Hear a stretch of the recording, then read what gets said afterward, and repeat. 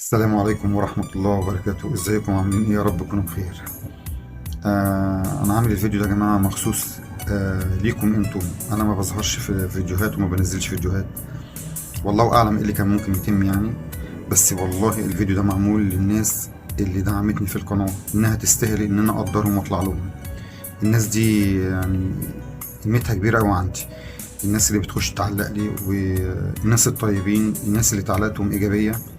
اكيد في تعليقات طبعا بتيجي سلبيه، اللي بلحق ان انا احذفه بحذفه غصب عني طبعا، لان في ناس بتخش ساعات بتغلط، وده وارد بيحصل. يعني لو في انتقاد ممكن حد يخش ينتقد، هرد عليه طبعا، ولو في عيب عندي هضطر اصلحه، اكيد ان انا هستفاد منكم ومن خبرتكم.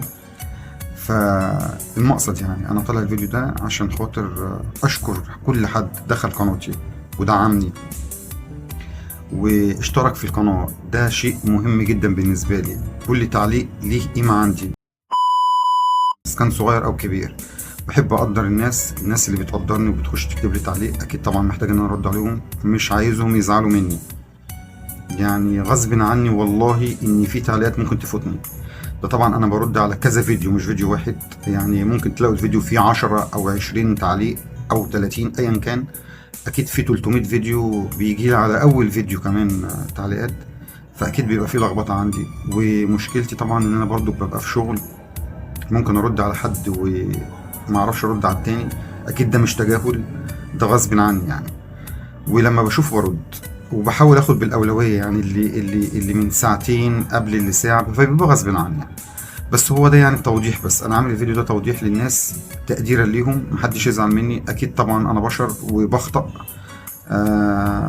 وبشكر كل حد دخل اشترك في القناه.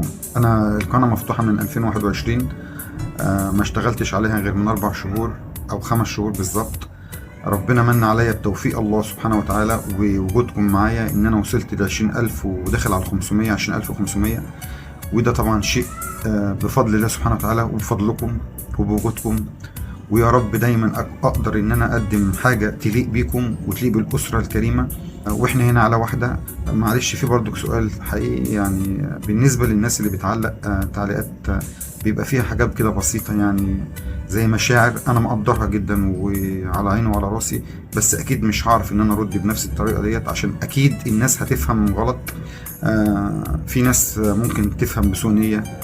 اللي طبعا بيتكلم كلام عاطفي ومشاعر، ده انا مقدر شعوره جدا، بس مش هعرف ارد عليه، لان طبعا انا ليا اسره، مش عشان اسرتي، عشان المتابعين ما يفهموش غلط.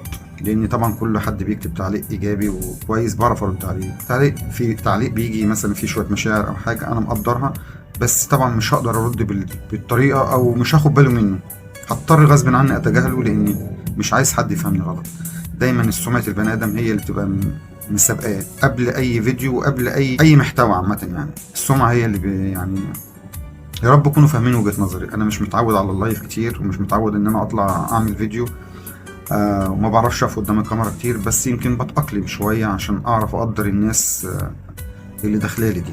بشكركم وبشكركم من قلبي، وتحياتي وتقديري لكل حد دخل لي وقال لي كلمة طيبة كويسة، وأتمنى من الله أن يرزقكم السعادة وراحة البال والطمأنينة. والسلام عليكم ورحمة الله وبركاته.